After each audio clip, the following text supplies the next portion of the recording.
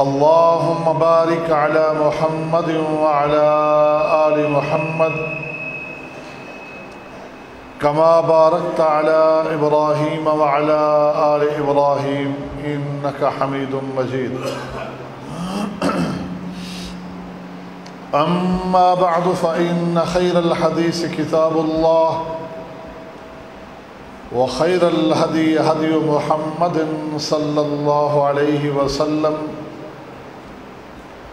وشر الأمور محدثاتها وكل محدثة بدعة وكل بدعة ضلالة وكل ضلالة في النار. أعوذ بالله من الشيطان الرجيم. بسم الله الرحمن الرحيم.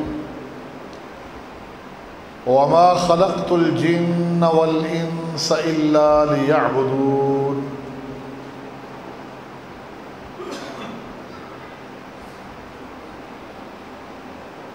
حمد و ثنا اور درود و سلام کے بعد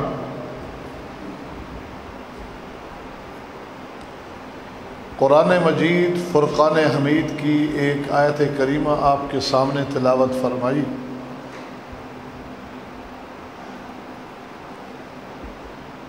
اس تلاوت میں رب تعالیٰ کیا فرما رہے ہیں؟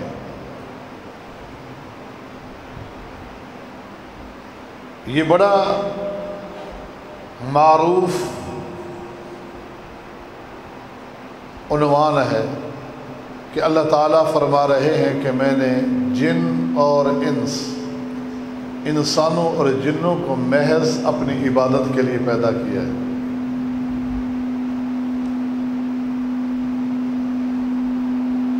ان ثقلین کو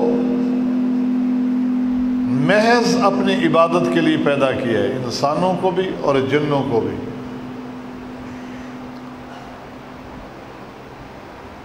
ہماری تخلیق کا مقصد اس مختصر سے جملے میں اللہ تعالیٰ نے بیان کر دیا ہے کہ تمہیں اس کائنات میں اس لیے بھیجا گیا ہے کہ تم میرے فرم و بردار بن کے رہو اور میری عبادت کرنے والے بن کے رہو.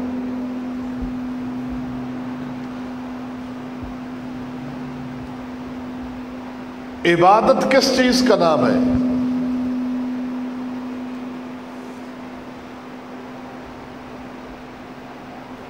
عبادت کی مختلف شکلیں ہمارے سامنے ہیں کہ ہم نماز پڑھتے ہیں، روزہ رکھتے ہیں، حج، زکوٰۃ، اخلاقیات کے کام، قرآن مجید کی تلاوت، صدقے، خیرات، یہ عبادات کی مختلف شکلیں ہیں.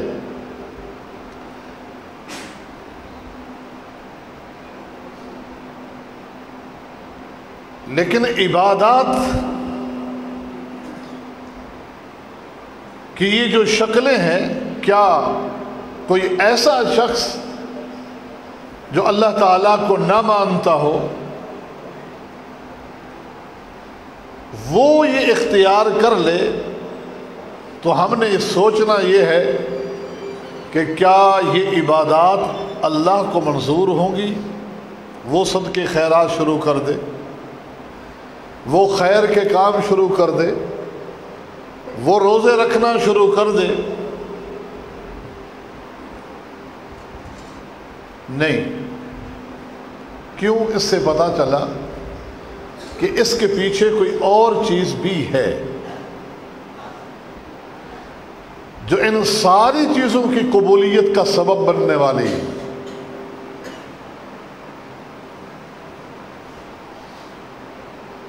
اور وہ یہ ہے کہ ہم نماز پڑھیں یا کوئی کام کریں، اسے اپنے رب کا حکم سمجھ کر اور اس رب کے حکم کے مطابق اس کو بجا لائیں، تب اللہ تعالیٰ اس کو قبول فرماتے ہیں. ہم نماز پڑھتے ہیں،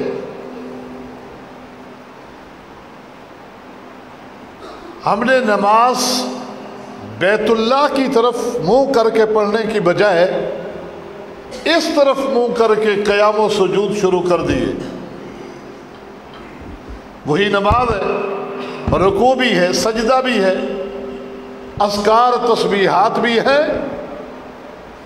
کیا وہ ہماری نماز کہلائے گی؟ نہیں۔ کیوں نہیں کہلائے گی؟ کہ وہ اللہ کے حکم کے مطابق نہیں۔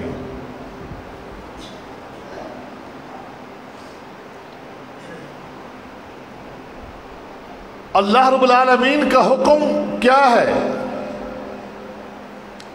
وہ قرآن مجید کی شکل میں اور محمد الرسول اللہ صلی اللہ علیہ وسلم کے فرامین کی شکل میں ہمارے سامنے موجود ہے۔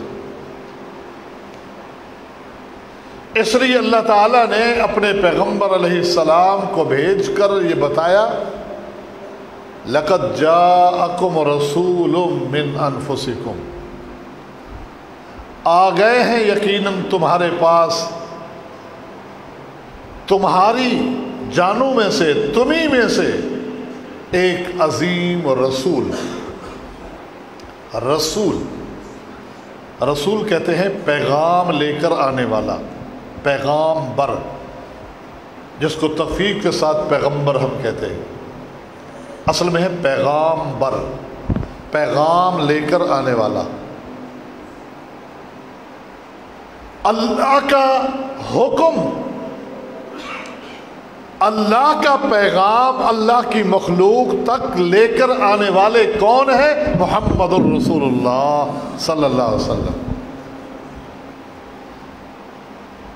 اس لیے اللہ تعالیٰ نے فرمایا وَمَن يُطِعِ الرَّسُولَ فَقَدْ أَطَاعَ اللَّهَ، جس نے پیغمبر الرسول، یہاں بھی یہی فرمایا، میرے پیغام لے کر آنے والے کی اطاعت اور فرما برداری کی، یقین جانو اس نے میری اطاعت اور میری فرما برداری کی، کیونکہ وہ پیغام کس کا لے کر آئے؟ اللہ کا، وہی پیغام انہوں نے پہنچایا ہے۔ ساری زندگی انہوں نے جس کی شہادت خود قرآن نے دی، جس کی گواہی اور اعتراف خود اللہ رب العالمین نے فرمایا کہ اے میرے نبی تو نے اپنی رسالت یعنی پیغامبری کا حق ادا کر دیا۔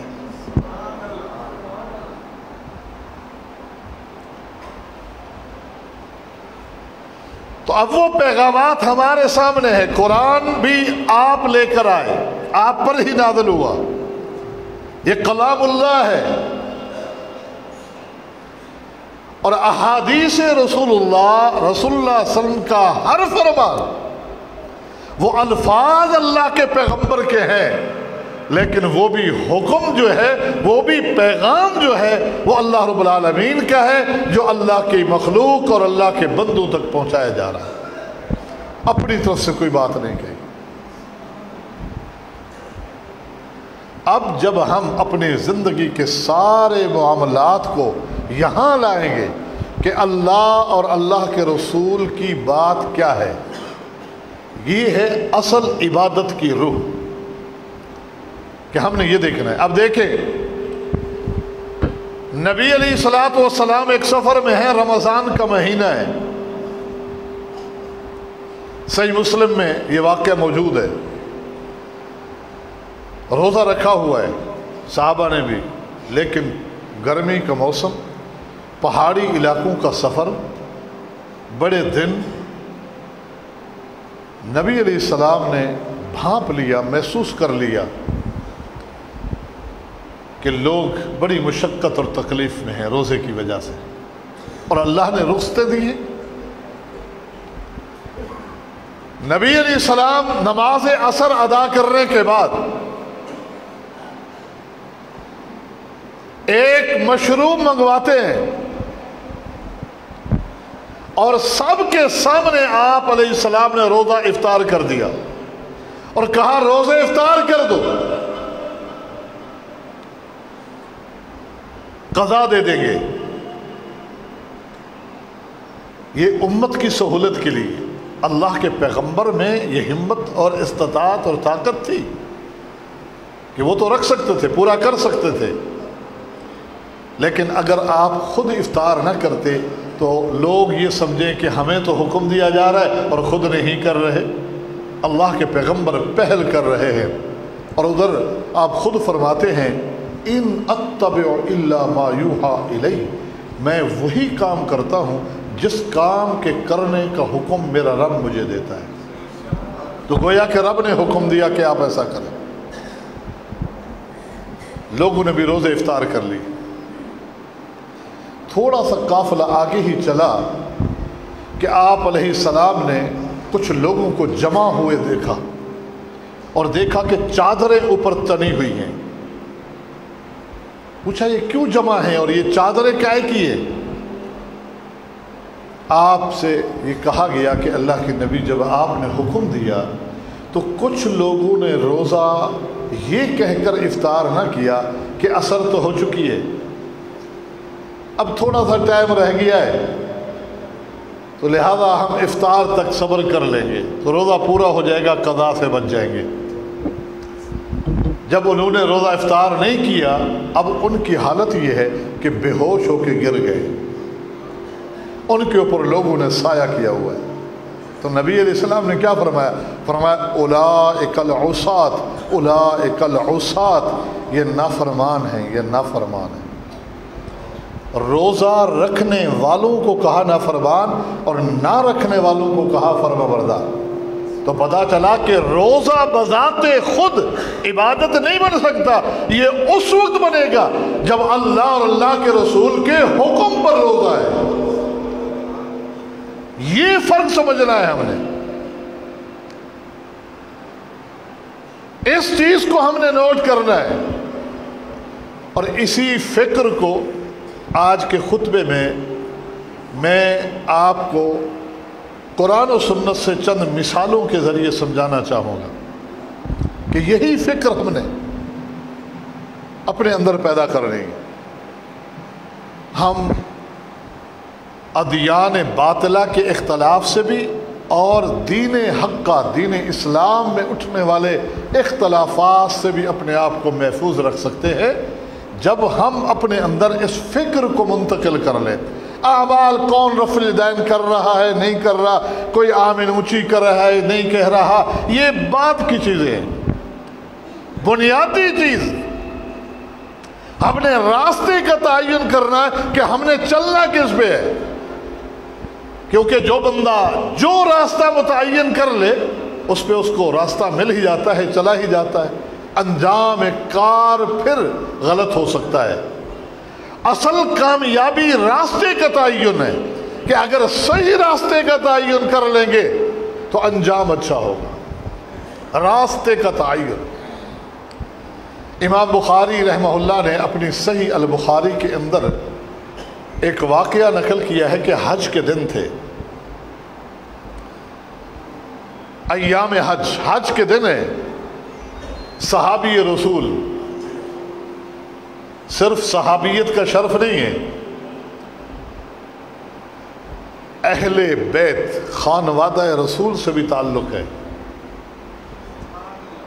اور نبی علیہ السلام کے سگے چچا زاد بھائی ہونے کا شرف بھی حاصل ہے سیدنا عبداللہ ابن عباس رضی اللہ عنہما کو، اور سعادت اور شرف یہاں تک محدود نہیں ہے ان کا، بنو ہاشم قبیلے کے اس عظیم فرد کا یہاں تک نہیں بلکہ یہ وہ نوجوان ہے کہ جب بچپن میں نبی علیہ السلام کی خدمت کے اس قدر متلاشی ہوتے تھے کہ راتوں کو اللہ کے پیغمبر کی خدمات کے لیے بھی اپنے آپ کو پیش کرتے۔ آخر ایک رات آپ قضاء حاجت کے لیے تشریف لے جاتے ہیں، واپس پلٹتے ہیں تو ایک بچہ رات کے اندھیرے میں پانی کا لوٹا لے کے کھڑا ہے، تو نبی علیہ السلام نے اس وقت اس بچے کو سینے سے لگا کر دعا مانگ دی کہ اے اللہ اپنی کتاب قرآن مجید کا اس کو خصوصی علم عطا فرما دے۔ آج بھی امت اس صحابی کو مفسر قرآن کے نام سے یاد کرتی ہے، عبداللہ ابن عباس۔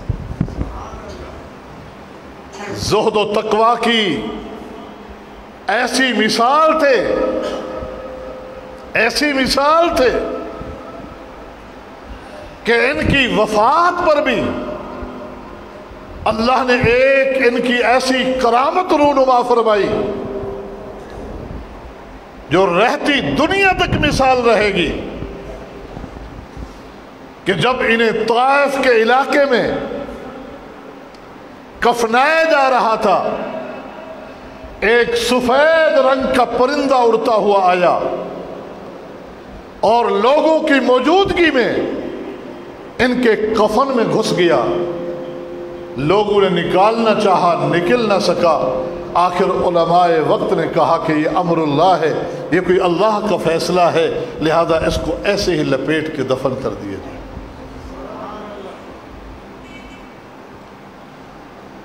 تو حج کے دن ہے، بیت اللہ کی دیوار کی ٹیک لگائے بیٹھے ہوئے ہیں،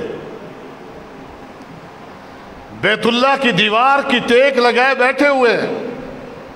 ایک اعرابی آیا، اعرابی کہتے ہیں دیہات سے آنے والے کو، ایک دیہات سے آنے والا آیا،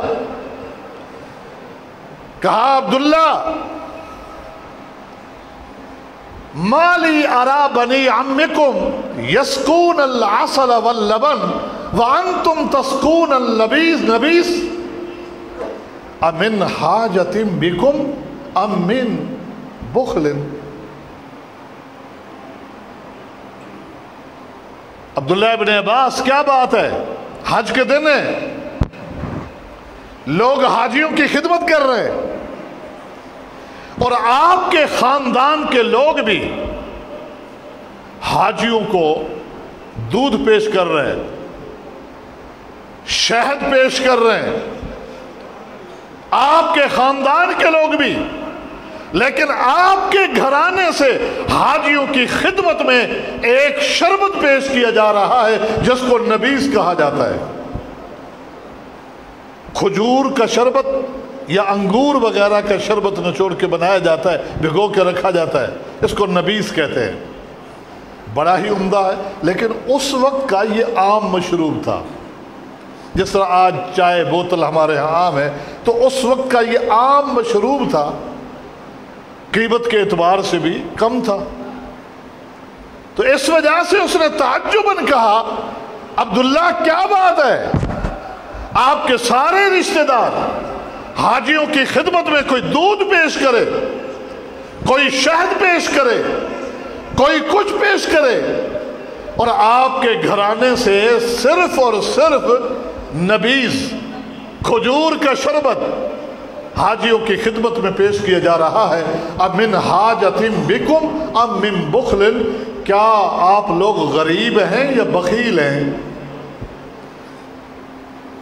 دیہات سے آنے والے آدمی سیدھے سادے جو سمجھا سوال کر ڈالا، کیا بات ہے، آپ غریب ہیں یا بخیل ہیں کہ آپ لوگ اتنا خدمت نہیں کر رہے حاجیوں کی؟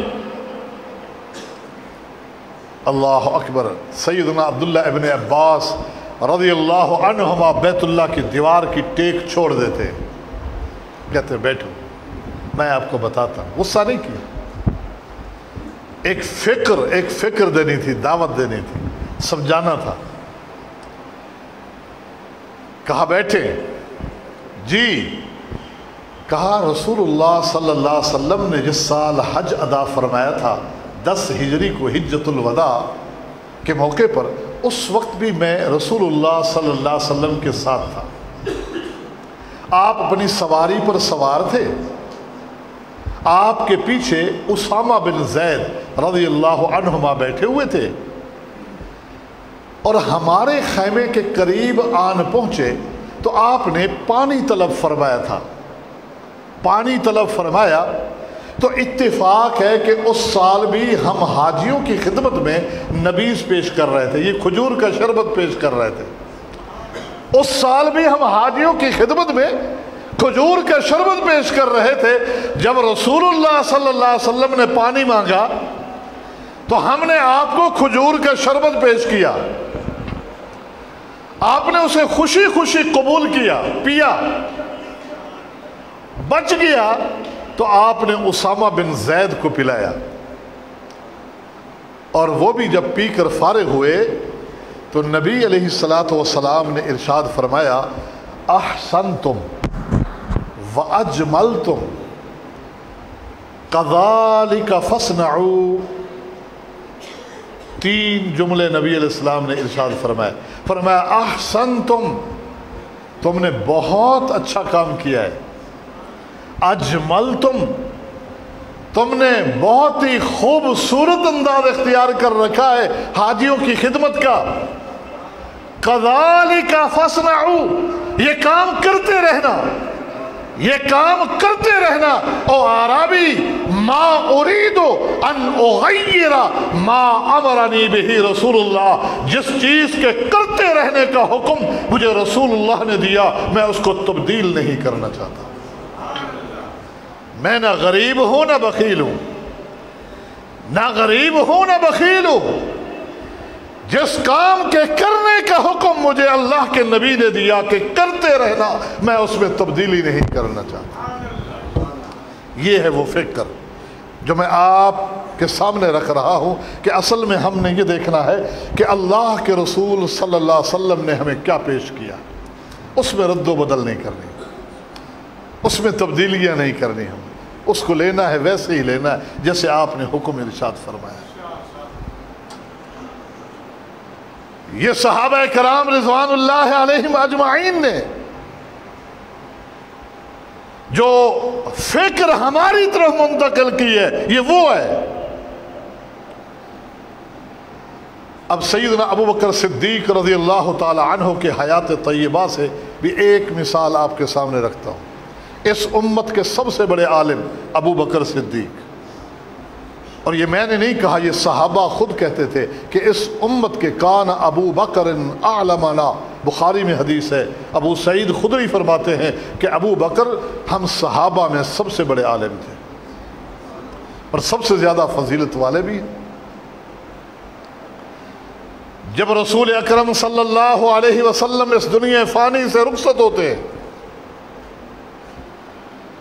آپ کی وفات سے چند دن پہلے آپ نے ایک قافلہ، ایک لشکر مرتب فرمایا جہاد کے لیے. ایک بہت بڑے دشمن کے ساتھ مارکے کے لیے،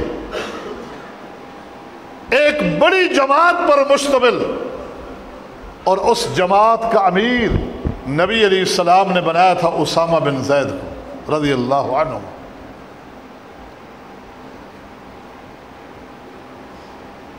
تو کچھ لوگوں کو اس وقت یہ محسوس ہوا کہ شاید امیر بنانے میں نبی علیہ الصلاۃ والسلام نے تجربے سے کام نہیں لیا. کچھ اعراب جو آتے تھے نا، ان کے اس طرح ذہن میں آتی کہ یہ کم عمر لڑکا ہے اور اتنا بڑا لشکر، بڑا دشمن سنبھال پائیں گے. نبی علیہ السلام تک بات پہنچی تو آپ نے فرمایا لوگو، میں نے ان کے باپ زید بن حارثہ کو بھی اسی طرف روانہ کرتے ہوئے امیر بنایا تھا، اور اللہ کی قسم وہ لائق تھے اس عہدے کے، اور اسامہ کو بھی میں نے اسی طرف روانہ کرتے ہوئے آج امیر بنایا ہے. یہ لائق ہے تم میں سب سے زیادہ اس عہدے کا جو میں نے اس کے لیے مقرر کیا.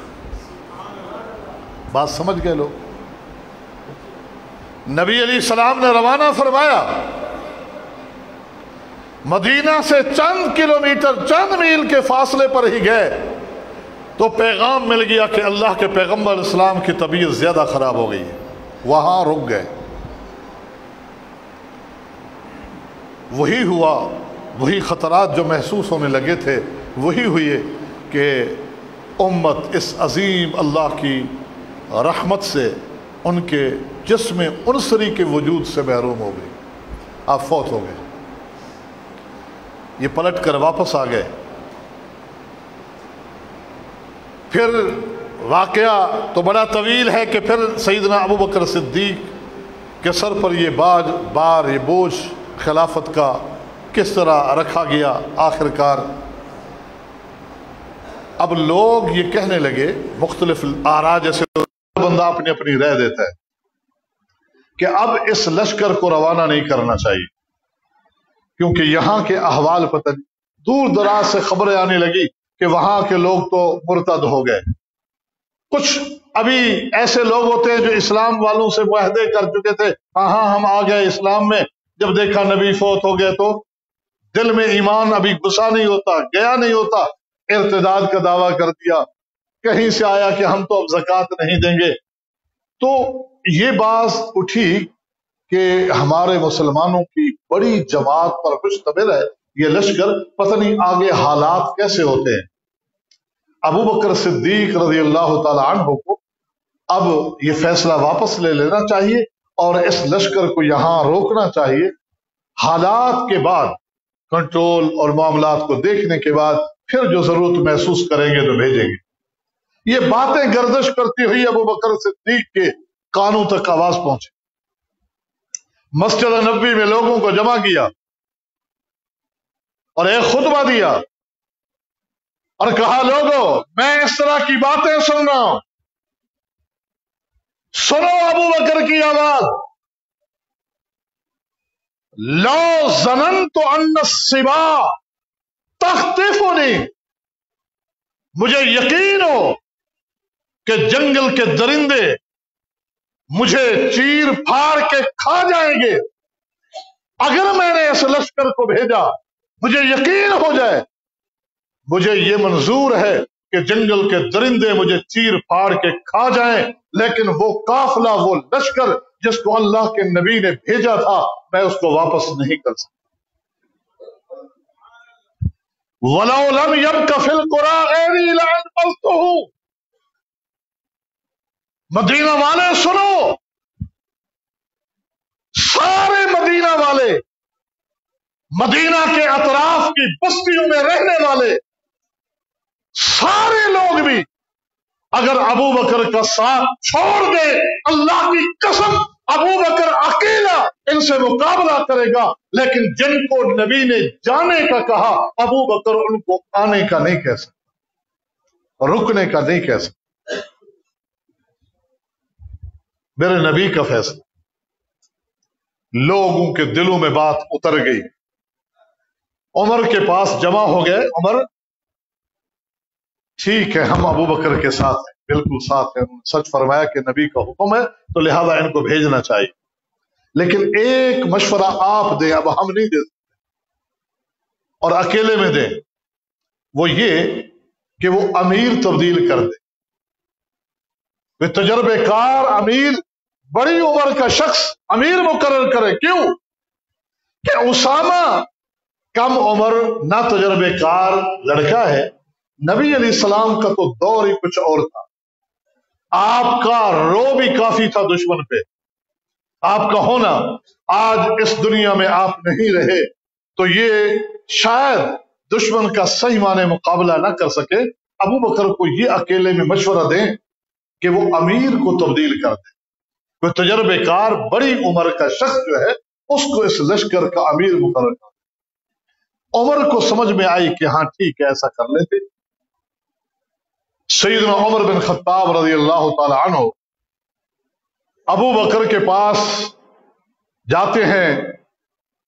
ویسے نبی کے فراق کا صدمہ، وہ غم، اور پھر یہ نبی کی امت کا نظم و نسق کا بوجھ ان کے کاندھوں پر. ایک غم زدہ کیفیت میں سوچو بیچار میں بیٹھے ہوئے ابو بکر. سیدنا عمر جا کے سامنے بیٹھے، سلام کیا، بات چیت شروع کی اور کہا ابو بکر لوگ اس طرح کا مشورہ دے رہے ہیں کہ ہم امیر تبدیل کر لیتے ہیں، کوئی تجربے کار بڑی عمر کا ساتھی اسامہ بھی ساتھ جائے لیکن ذمہ داریاں ان کو دے دیں کیونکہ آگے دشمن بڑا مضبوط ہے. بس یہ جملہ سننا تھا ابو بکر نے.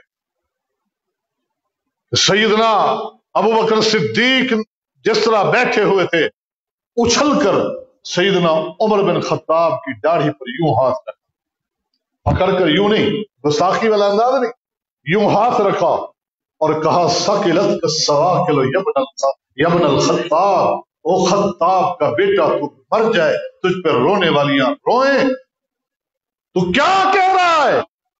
امرہ رسول اللہ وتأمرنی بعزلی، جس شخص کو میرے نبی نے امیر مقرر کیا، ابو بکر کون ہوتا ہے کہ اس عہدے سے اس کو ہٹا دے؟ کیا تو نے قرآن کو نہیں سمجھا؟ وَمَا كَانَ لِمُؤْمِنٍ وَلَا مُؤْمِنَةٍ إِذَا قَضَى اللَّهُ وَرَسُولُهُ أَمْرًا أَن يَكُونَ لَهُمُ الْخِيَرَةُ من امرہم۔ رب نے قرآن میں اعلان کیا ہے کہ اللہ یا اللہ کا رسول جس چیز کا فیصلہ کر دے، ایمان والو، نہ کسی مرد کو اختیار ہے نہ کسی عورت کو اختیار ہے اس میں رد و بدل۔ کیا کہہ رہے ہو؟ اٹھو، اسامہ بن زید کے لشکر کو روانہ کر کے آتے ہیں۔ مدینہ سے باہر یہ قافلہ پہنچ چکا ہے۔ صدیق امیر المومنین خلیفۃ الرسول وہاں چل کے جاتے ہیں، ہدایات کی عوام الناس کو کہ امیر کے کیا حقوق ہوتے ہیں، سفر میں تم نے ان کی بات کو ماننا ہے، اور اسامہ کو سمجھایا کہ رعایا کے کیا حقوق ہوتے ہیں، دیگر معاملات بھی سامنے رکھے، لو اللہ کا نام روانہ ہو جاؤ تاکہ قیل و قال ختم ہو جائے۔ اسامہ کو جس سواری پر سوار کیا، سواری روانہ ہونے لگی، صدیق کے پاؤں میں جوتے نہیں تھے، یہ ساتھ اس سواری کے ساتھ پیدل چل پڑے اور اسامہ کو کچھ سمجھانے لگے اور ہدایات کرنے لگے۔ اسامہ نے سواری کو روکا، کہا ابو بکر چچا جان آئے، آپ بھی میرے ساتھ آ جائیں یا میں بھی نیچے اتروں گا اور تیرے ساتھ پیدل چلوں۔ کہا اسامہ میں امیر ہوں، میرا حکم ہے چلتے رہو، سواری کو چلاتے رہو، میں پیدل چل کے تمہارے ساتھ تمہیں الوداع کروں گا۔ کیوں؟ صدیق یہ پیغام دے رہے تھے کہ یہ بھی میرے نبی کی سنت ہے کہ میرے نبی نے جب معاذ بن جبل کو یمن کی طرف روانہ کیا تھا امیر بنا کر، وہ سواری پہ سوار تھے، اللہ کے پیغمبر پیدل چل کے ان کو نصیحتیں کرتے جا رہے تاکہ میرے نبی کی اس سنت پہ بھی عمل ہو۔ تو یہ ابو بکر نے ہمیں ایک فکر دی کہ ہم نے کیا کرنا ہے دنیا میں رہ کر۔ سیدنا عمر بن خطاب رضی اللہ تعالی عنہ کا دور حکومت ہے، حج بیت اللہ کی خاطر مسلمانوں کا ایک جمع غفیر لے کے جاتے ہیں۔ اللہ ہم سب کو بار بار یہ سعادت نصیب فرمائے۔ جب حجر اسود کے قریب پہنچتے ہیں، حجر اسود کا بوسہ لیتے ہیں اور وہیں فرماتے ہیں اے حجر اسود، اے پتھر، مجھے پتا ہے کہ تو پتھر ہے، لا تنفع ولا تضر، نہ تو نفع دے سکتا ہے نہ نقصان، تیرا بوسہ اس لیے لیا کہ میرے نبی نے بوسہ لیا، بوسہ اس لیے ہم لیتے، استناب اس لیے کہ ہمارے نبی کی سنت۔ اور پتا ہے آپ لوگوں کو کہ جو طواف قدوم ہوتا ہے یا طواف عمرہ، اس کے شروع کے 3 چکروں میں دل کی چال مرد چلتے ہیں جس کو رمل کہا جاتا ہے، دل کی چال، اپنے پنجوں کے بل اس طرح چلنا ہوتا ہے 3 چکروں میں۔ سیدنا عمر نے فرمایا لوگوں، 7 ہجری کو جب ہم عمرہ کرنے کے لیے اللہ کے نبی کے ساتھ آئے تھے، یہاں سے ہجرت کرنے کے بعد ہمارا یہ پہلا سال تھا، 6 ہجری کو حدیبیہ سے ہی واپس لوٹا دیے گئے تھے۔ 7 ہجری کو جب آئے تھے تو مکہ میں ایک افواہ اڑی ہوئی تھی کہ مدینہ کے بخار نے ان کو انتہائی تھکا دیا ہے اور کمزور کر دیا ہے، تو مروہ پہاڑی پر مکہ کے رؤساء جمع تھے، کہ دیکھیں مسلمانوں کے ان کے حالات کیا ہیں. یہ سنا ہے اتنے کمزور ہو سکتے ہیں, صحیح طریقے سے چل بھی نہیں سکتے, اتنے کمزور ہو چکے ہیں, بخار نے ان کو تھکا دیا ہے. ناتے کہ وہی پیغمبر کو اللہ نے وہی بھیج دی کہ مروا پہ لوگ اس لیے جمع ہو کے بیٹھے ہیں کہ مسلمانوں کی اس حالت کو دیکھنا چاہتے ہیں. نبی علیہ السلام نے صحابہ کو حکم دیا, ایک تو کندھے بھی سیدھے ننگے کرا لیے گئے, اور یہ حکم دیا کہ پہلے 3 چکروں میں اس طرح اچھل اچھل کے چلو جس طرح پہلوان چل رہے ہو, اس طرح اچھل اچھل کے. تو جب اس طرح اچھلتے ہوئے چلے, سامنے مروا پہاڑی پہ بیٹھے ہوئے تبصرہ کرنے لگے, ہم نے تو کچھ اور سنا, ان کی حالت دیکھو, یہ تو پہلوان بنے پھرتے. 1 چکر 2 چکر, تیسرے چکر تک سارے اٹھ کے جا چکے تھے. اب نبی علیہ السلام نے فرمایا ایستا ایستا چلو, اپنی نارمل چال میں چلو. تو بقیہ 4 چکر اس طرح کیے گئے. تو سیدنا عمر بن خطاب کہتے ہیں, لوگوں آج اللہ نے مکہ کو کافروں سے پاک کر دیا. آج مروا تو کجا پورے مکہ میں کوئی مشرک نہیں. تو آج ہم رمل کیوں کریں, دل کی چال کیوں چلیں؟ آج دل کی چال چل کر کس کو دکھائیں, کس پہ رو بٹھائیں؟ آج اس دل کی چال چلنے کا کیا فائدہ ہوگا؟ لوگوں کے سمجھ میں آ رہی ہے بات کہ واقعی وہ وجہ تو ختم ہو گئی, لیکن سیدنا عمر ایک پیغام اور ایک سبق دینا چاہتے ہیں. لوگ جب دیکھا لوگ متوجہ ہو گئے, ہاں بات تو درست ہے, آج اللہ نے شہر مکہ کو کافروں سے پاک کر دیا ہے, تو آج کس چیز کی دل کی چال؟ پھر فرماتے ہیں عمر بن خطاب, لیکن میرے نبی نے کی تھی میں کروں. کوئی میرے نبی کی سنت مل جائے تو وجہ علتیں نہ پوچھو کہ علت سمجھ میں آئے گی تو کریں گے, نہیں تو نہیں. بس جب یہ پتا چل جائے کہ میرے نبی کی سنت اور طریقہ ہے, اس کو کر گزرو. یہ پیغام دے رہے. کہا لیکن میرے نبی نے کیا تھا, ہم کریں گے, اور دل کی چال شروع کر. یہ ہے اصل چیز جس کو ہم نے سمجھنا ہے. یہ ہے وہ راستہ جس کا ہم نے تعین کرنا ہے. پھر اگلی باتیں جو مسائل والی ہیں وہ خود بخود حل ہوتی جائیں گی. جب ہم اپنے فکر کو متعین کر لیں گے. دیکھیں وقت کے عظیم امام, مسجد نبوی کے امام و خطیب, ائمہ اربعہ میں سے ایک امام مالک رحمت اللہ علیہ, مسجد نبوی کے خطیب و امام. مسجد میں تشریف فرما ہے, ایک شخص آتا ہے اور آ کر سوال کرتا ہے, امام صاحب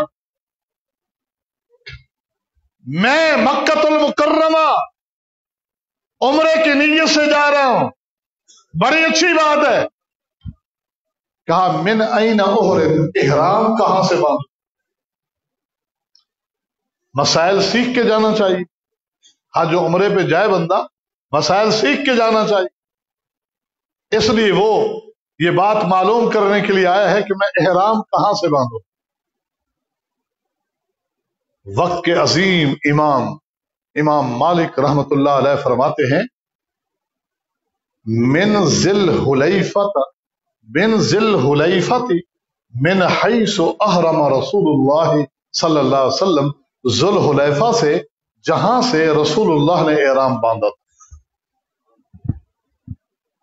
ذل حلیفہ جگہ کا نام ہے, جہاں کو موجودہ آبار علی اور بئر علی کے نام سے بھی یاد کیا جاتا ہے.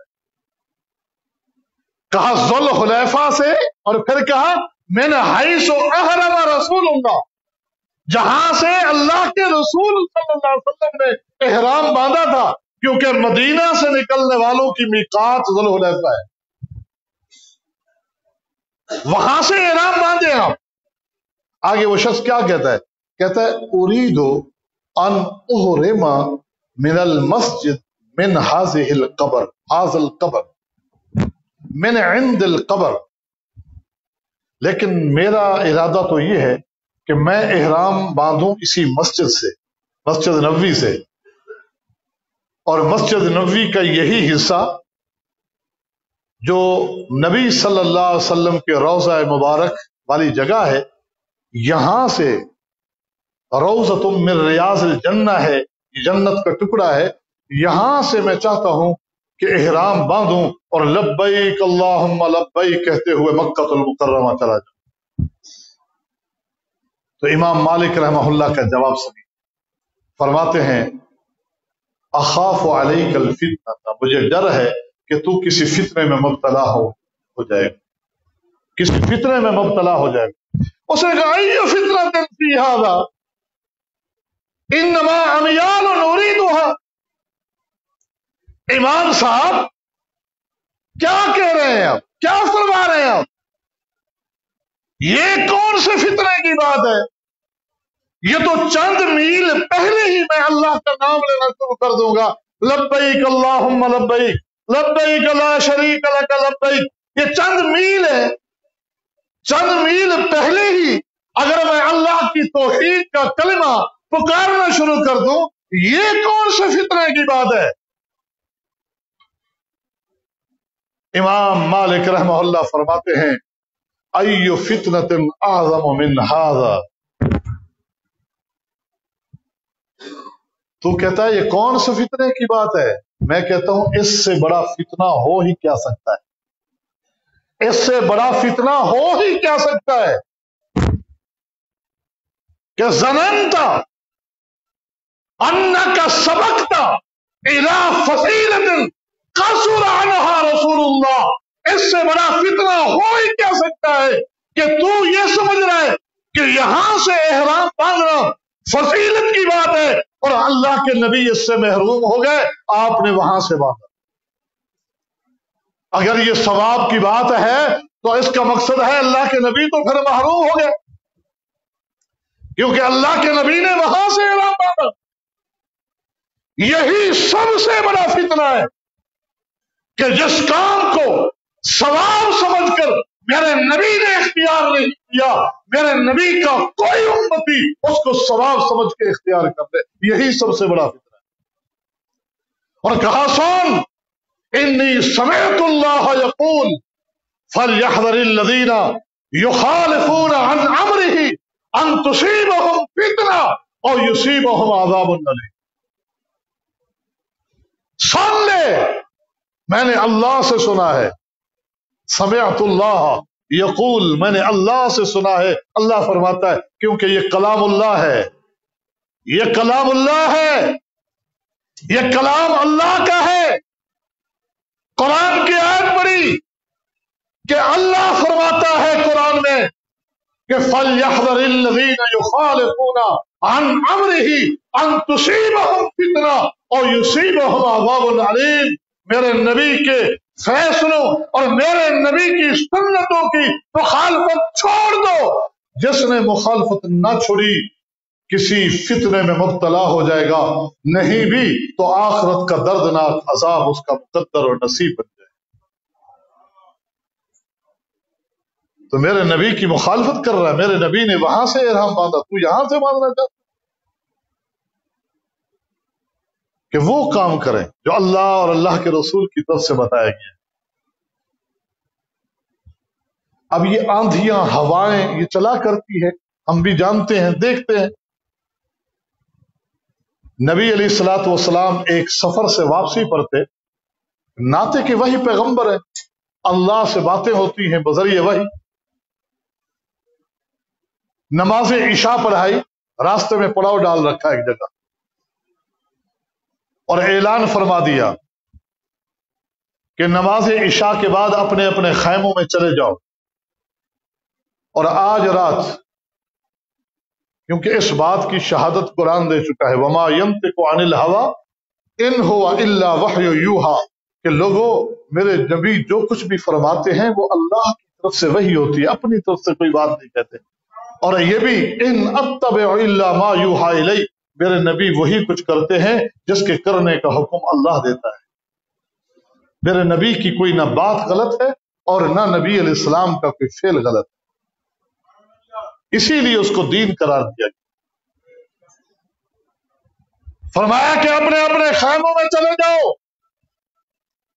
آج رات ایک آندھی آئے، تیز ہوا چلے گی، جب وہ چل پڑے تو کوئی شخص اپنے خیمے سے باہر نہ نکلے۔ سب چلے گئے خیموں میں۔ تھوڑی دیر بعد ایک تیز و تند ہوا چل پڑی، آندھی نما چلی، رک گئی، لوگ سو گئے۔ صبح کی نماز میں سارے لوگ موجود ہیں، ایک بندہ موجود نہیں۔ آپ نے اس کے متعلق پوچھا وہ کہاں ہے فلاں ساتھی؟ سب دیکھ رہے ہیں، نظر نہیں آتا۔ اس کے خیمے والوں سے پوچھو کہ خیمے میں سو رہا ہے، کہاں ہے، کیوں نہیں آئے نماز کے لیے؟ خیمے والوں سے پوچھا گیا کہ فلاں ساتھی کہاں ہے؟ خیمے والوں نے کہا کہ وہ رات کو جب آندھی چلی ہوئی تھی نا، یہ شخص کسی کام سے باہر نکل رہا تھا تو ہم نے اس کو روکا کہ اللہ کے نبی نے فرمایا تھا نا کہ نہ نکلنا۔ اس نے کہا کہ آپ نے سمجھا ہوگا کہ شاید بہت بڑی آندھی ہوگی۔ یہ تو بہت بڑی آندھی تو نہیں ہے، اس طرح کی آندھیوں میں تو ہم اپنے کام کاج پہلے بھی کرتے رہتے ہیں، تو میں ابھی آتا ہوں۔ پھر ابھی تک نہیں آیا۔ اچھا، میں نے جو روکا تھا یہ نکلا تھا خیمے سے باہر؟ کہتی ہاں۔ کچھ ساتھیوں کو بلایا، کہا کہ پھر دیکھو ہوا اس طرف سے اس طرف پر تھی، لہذا یوں چلے جاؤ اور اس کو ڈھونڈ کے لاؤ، یوں چلے جاؤ اس کو ڈھونڈ کے لاؤ، ہوا اس کو کہیں اڑا نہ لے گئی ہو۔ وہ چل پڑے، چلتے چلتے انسان کی عقل جہاں جواب دے دے کہ ہوا اڑائے گی بھی اٹھائے گی بھی تو ایک فرلانگ 1 کلومیٹر پھینک دے گی، یہ تو کئی میل ہو گئے۔ لیکن نبی علیہ السلام نے یہ نہیں فرمایا تھا کہ جاؤ مل جائے تو ٹھیک، نہیں تو واپس آ جانا۔ اگر یہ فرمایا ہوتا واپس آ جاتے، آپ نے فرمایا اسے ڈھونڈ کے لاؤ۔ اب وہ جا رہے ہیں، ساری زندگی بھی بسر ہو گئی، ہم واپس نہیں جائیں گے کیونکہ نبی نے فرمایا ڈھونڈ کے لاؤ۔ یہ ایمان تھا صحابہ کا، یہ فکر تھی ان کی۔ کیونکہ یہاں اس واقعے کو رہنے دیتے ہیں، ایک چھوٹی سی بات اسی مناسبت سے ایک اور یاد آئی، وہ بھی آپ کے سامنے رکھوں، پھر اس واقعے کو چلائیں گے کہ نبی علیہ السلام نے ایک دن اعلان فرمایا تھا عشاء کی نماز کے بعد، اکثر سفر میں ہے مدنی زندگی کہ سارے لوگ تھکے ہوئے ہیں، ہم سونا چاہتے ہیں، آج کون شخص ہے جو رات کی نیند کی قربانی دے جاگ کر گزارے؟ ایک شخص فوراً کھڑا ہو، میں حاضر، میں آج رات نیند کی قربانی دینے کے لیے حاضر ہوں۔ آپ نے فرمایا پھر ایسا کرو، ارکب، سواری پہ سوار ہو جاؤ۔ یہ جملہ سنا، ارکب، کہ سواری پہ سوار ہو جاؤ، اس نے منہ موڑا۔ ذرا غور کرے، اگر ہمیں بھی کوئی کہے کہ یہ کام کرو تو ہم کہیں گے جی ٹھیک ہے، پھر کیا کریں؟ اللہ اکبر، کیا فکر ہمیں سکھائی ہے صحابہ نے، اطاعت اور فرما برداری کا انداز کیا بتایا ہے کہ ایک حکم آیا، عمل ہوا نہیں، دوسرا پوچھو۔ گئے اپنی اونٹنی پہ سوار ہو کر آئے کہ اب کیا کروں، اللہ کے جو حکم دیا اس پہ عمل ہو گیا، اب کیا کروں؟ اب نبی علیہ السلام نے اشارہ کیا سامنے، قبلہ رخ بھی وہی تھا کہ یہ پہاڑی ہے، اس کے پیچھے جو ہے نا تم گشت کرتے رہو، چکر لگاتے رہو، دشمن کا خطرہ بھی اسی طرف سے ہے، اگر کہیں دشمن کو آتا دیکھو تو فوراً آ کے ہمیں جگا دینا، خود مقابلے نہیں کرنا اکیلے۔ اس نے سواری کا رخ پھیرا، پہاڑی پہ چڑھا اور پہاڑی کے پیچھے پہرا دینے لگا۔ سارے صحابہ سو گئے، اللہ کے نبی صلی اللہ علیہ وسلم بھی سو گئے۔ صبح ہوئی، آپ سب سے پہلے اٹھے، سب کو جگایا، پوچھا اس ساتھی کا کیا ہوا؟ اللہ کے نبی پتہ نہیں، ابھی اٹھے ہیں، اذان ہوتی ہے سن کے آ جائے گا۔ اذان ہو گئی، نہیں آیا، اب تشویش بڑھنے لگی، جماعت کا وقت ہو گیا، ساتھی نہیں آیا۔ نبی کو اپنے ساتھیوں سے پیار ہے، محبت ہے، پوری امت سے محبت ہے۔ اس محبت کی مثالوں سے بھی احادیث بھری پڑی، واقعات سے، محبت کے اظہار کی شکلوں۔ تشویش بڑھنے لگی کہ اگر زندہ ہوتا اذان سن کے آتا، مسلمان زندہ ہوتا اذان سن کے، ذرا سوچتے جائیے، ہم بھی اپنے گریباں میں جھانکتے جائیں،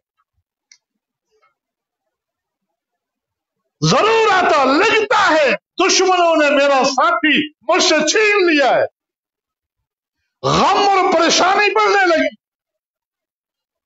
ساتھیوں اندازہ لگائیں، میرے نبی کی نماز کے خشوع خضوع کے تذکرے قرآن کرے، لیکن آج میرا نبی رکوع سے سر اٹھاتا ہے، نگاہ پہاڑی کی طرف چلی جاتی ہے، اس ساتھی کو ڈھونڈ رہے، نظر پڑی کہ پہاڑی سے اتر رہا ہے، دل باغ باغ ہو گیا۔ نماز مکمل کرتے فوراً پلٹے اور کہا ابشرو، لوگو مبارک ہو تمہیں، میں نے تمہارے ساتھی کو آتا ہوا دیکھ لیا ہے، سواری پہ سوار ہے، خیریت سے آ رہا ہے۔ یہ باتیں ہو رہی ہیں کہ وہ سواری پہ سوار وہی آ کے کھڑا ہوگی۔ اللہ کے نبی کھڑے ہو گئے، بتاؤ دوست رات کیسے بسر کی؟ کوئی دشمن تو نہیں آیا؟ خیر خیریت پوچھتے پوچھتے یہ سوال بھی امام اعظم قائد اعظم محمد الرسول اللہ صلی اللہ علیہ وسلم نے کر ڈالا کہ رات کچھ آرام کرنے کا موقع بھی ملا یا نہیں ملا؟ کہا جناب آپ نے فرمایا تھا سوار ہو جاؤ، میں سوار ہو گیا ہوں، آپ فرمائیں گے اترو تو اترو۔ سمجھ گئے بات کو؟ یہ ادائیں ہیں جنتی ہونے کی بشارتیں، صحابہ کو دنیا میں ایسی نہیں ملی۔ قرآن نے رضی اللہ عنہم ورضوا عنہ کے طبقے ان کے گلوں میں ایسے نہیں سجائے، مغفرت کے ہار اور تاج دنیا میں یوں نہیں پہنائے گئے، ان کی ادائیں فرمانبرداری کی۔ تو وہ بات میں آپ کے سامنے رکھ رہا، وہ چلے جا رہے ہیں کہ نبی نے فرمایا تھا ڈھونڈ کے لاؤ، اب ڈھونڈ کے لانا۔ کئی میل دور ایک قبیلہ تئی کے نام سے دو معروف پہاڑ تھے، بڑے اونچے اونچے پہاڑ تھے، ان پہاڑوں کے درمیان سے گزرگاہ تھی۔ جب وہاں گئے تو اس کی لاش پڑی ہوئی، اس کو اٹھایا، جب یہاں لائے اللہ کے پیغمبر علیہ السلام نے دیکھا، فرمایا میں نے روکا تھا باہر نہیں نکلنا۔ یہ باہر نکلا، ہوا کے جھونکے نے اس کو اڑایا اور تئی کے ان پہاڑوں سے ٹکرا کر اس کی لاش کو پھینک کے چلی گئی۔ رہتی دنیا تک لوگوں کے لیے سبق ہے کہ میرے نبی کے حکم کو ٹالا نہ کرو۔ رب فَلْيَحْذَرِ الَّذِينَ يُخَالِفُونَ عَنْ أَمْرِهِ، قرآن، وہ لوگ جو میرے نبی کے حکم کی مخالفت کرتے انہیں ٹال جانا چاہیے، ان تصیبہم فتنہ، کہ کسی بڑے فتنے میں مبتلا نہ ہو جائے، اور یصیبہم عذاب علیم، اگر دنیا میں کسی فتنے سے بچ بھی گئے تو آخرت کا دردناک عذاب تو ان کا مقدر ہے۔ نبی علیہ الصلوۃ والسلام نے دیکھا ایک شخص کو الٹے ہاتھ سے کھانا کھا رہا ہے۔ نبی علیہ السلام نے فرمایا داہنے ہاتھ سے، سیدھے ہاتھ سے کھانا کھاؤ، الٹے ہاتھ سے شیطان کھاتا ہے۔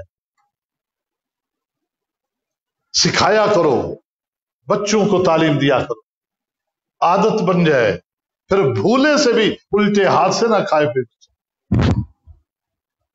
آگے اس نے اس کو انا کا مسئلہ بنایا کہ اب لوگ کہیں گے کہ مجھے کھانا بھی نہیں آتا، تو اس نے کہا اصل میں میرا سیدھا ہاتھ جو ہے نا یہ ذرا اوپر کو اٹھتا نہیں ہے، اوپر کو اٹھتا نہیں ہے، اس لیے میں الٹے ہاتھ سے کھا رہا ہوں۔ اوہو، نبی علیہ السلام کی زبان اطہر سے یہ جملہ نکل گیا، چلو اللہ کرے ایسا ہو۔ پھر ساری زندگی صحابہ کہتے ہیں اس کا ہاتھ سینے سے اوپر کبھی نہیں جا سکتا، ساری زندگی اس کا ہاتھ یہاں سے اوپر نہیں۔ نبی کے حکم کے آگے تعبیریں، نبی کے حکم آ جانے کے بعد حجتیں، ہیلے بازیاں، پھر رب یوں سزائیں دیتا ہے، اللہ تعالیٰ یوں سزائیں دیتا ہے۔ تو میں عرض کر رہا تھا کہ ہم نے اس نقطے کو آج سمجھ کے جانا ہے کہ اللہ نے ہمیں اپنی عبادت کے لیے پیدا کیا، اور عبادت میں سب سے پہلے جس چیز کو سمجھنا ہے وہ یہ کہ اللہ اور اللہ کے رسول کی اطاعت اور فرما برداری۔ پھر ایک چھوٹا سا عمل بھی ایک پہاڑ بن جائے گا، ایک چھوٹا سا عمل بھی قیامت کے دن نیکیوں کا پہاڑ بن جائے گا۔ اور اگر ہمارے عمل پہاڑوں کی مثل ہو لیکن اللہ اور اللہ کے رسول کی فرما برداری میں نہ ہو تو فَيَجْعَلُهَا اللَّهُ هَبَاءً مَنْثُورًا، ابن ماجہ کی حدیث کے مطابق اللہ ہواؤں میں اڑتے ہوئے ذرات کی مثل میدان معاشر میں ان کو اڑا دے گا، ختم کر دے گا، کسی ایک نیکی کو بھی میزان ترازو کے پلڑے میں نہیں رکھے۔ تو نماز بھی ہماری وہی نماز ہوگی، حج بھی وہی حج، تمام تر عبادات، اور ان کو سمجھنا ہمارے لیے آسان ہو جائے گا جب ہم پہلا نقطہ سمجھ لیں گے کہ ہم نے راستہ کون سا اختیار کرنا ہے۔ یہودی بھی عبادت کرتا ہے، عیسائی بھی اللہ کو مانتا ہے، جنت کو مانتا ہے، جہنم کو مانتا ہے، عبادت کر رہا ہے، کرتا ہے، وہ بھی راستوں کے تعین میں ناکام ہو گئے ہیں، راستے کے تعین میں کامیابی، ورنہ کامیابی کوئی چیز نہیں، راستہ اچھا جس نے متعین کیا وہ ہے کامیاب۔ ورنہ ایک چور بھی جب چوری کر لیتا ہے کہتا ہے میں کامیاب ہو گیا اپنے مشن میں، ایک بدکار بھی بدکاری والے مشن کو جب پا لیتا ہے وہ کہتا ہے میں کامیاب ہو گیا۔ لفظ کامیابی اکیلی کافی نہیں، راستے کے تعین میں کامیابی کیجیے کہ صحیح راستے پہ چلنے میں جو کامیاب ہے، قرآن نے کہا فَمَنْ زُحْزِحَ عَنِ النَّارِ وَأُدْخِلَ الْجَنَّةَ فَقَدْ فَازَ، میرے نزدیک وہ ہے کامیاب جو جنت والے راستے پہ چل پڑا، جہنم والے راستوں کو چھوڑ کر اور جنت میں داخل ہو گیا۔ میں اللہ کے نزدیک وہ ہے کامیاب۔ اللہ ہمیں بھی دنیا آخرت کی کامیابیوں سے ہم کنار فرما دے۔ وآخر دعوانا ان الحمد للہ رب العالمین۔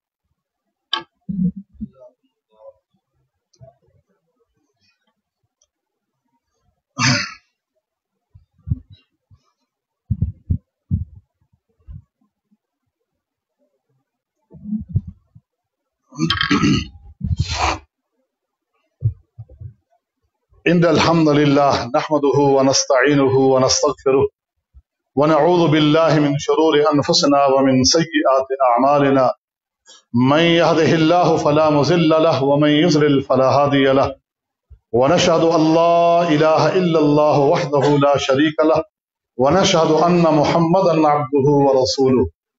اللهم صل على محمد وعلى آل محمد كما صليت على إبراهيم وعلى آل إبراهيم إنك حميد مجيد۔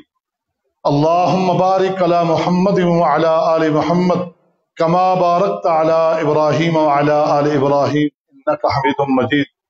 ربنا آتنا في الدنيا حسنة وفي الآخرة حسنة وقنا عذاب النار۔ ربنا ظلمنا أنفسنا وإن لم تغفر لنا وترحمنا لنكونن من الخاسرين۔ اللهم اشف مرضانا مرضى المسلمين، اے الہ العالمین جتنے تیرے بندے بندیاں بیمار ہیں سب کو شفا کاملہ عاجلہ عطا فرما۔ اے اللہ جتنے ایمان والے مرد عورتیں فوت ہو چکے ان کی مغفرت فرما، ان کی قبروں کو منور فرما، ان کے درجات کو بلند فرما۔ اے الہ العالمین ہم سب کا خاتمہ ایمان پر فرما۔ اے الہ العالمین جتنے تیرے بندے پریشان حال ہیں ان کی پریشانیاں دور فرما، مقروض ہیں ان کے قرض دور فرما۔ اے الہ العالمین مسائل میں گھرے ہوئے ہیں ان کے مسائل کو حل فرما، نیک تمناؤں اور نیک حاجات کو اے الہ العالمین پورا فرما۔ اے اللہ تیرے جو بندے تیرے دین کے ساتھ مخلص ہو کے تیرے دین کی دعوت کا شب و روز کام کر رہے ہیں، تیرے گھروں کو آباد رکھے ہوئے ہیں، اے اللہ تو ان کے دنیاوی اخروی گھروں کو آباد فرما، ان کی ان ساری نیکیوں کو اپنی بارگاہ میں قبول فرما۔ خصوصاً ہمارے شیخ جناب غلام قادر صاحب حفظہ اللہ، میں ان کے لیے اس موقع پر خصوصی دعا کروں گا۔ اے الہ العالمین ان کا حامی و ناصر رہے، ان کی مدد فرما۔ اے اللہ تیرے دین کا تیری توحید کا پرچم لہرا رہے ہیں، لہراتے رہیں۔ اے الہ العالمین ان مراکز کو ان کے لیے، ان کے والدین اور جملہ وہ احباب جو ان کو آباد رکھنے کی ہمیشہ فکر رکھتے ہیں، اے اللہ ان سب کے لیے صدقہ جاریہ بنا۔ ربنا تقبل منا انک انت السمیع العلیم وتب علینا انک انت التواب الرحیم۔ صلی اللہ تعالی علی خیر خلقہ اجمعین برحمتک یا ارحم الراحمین۔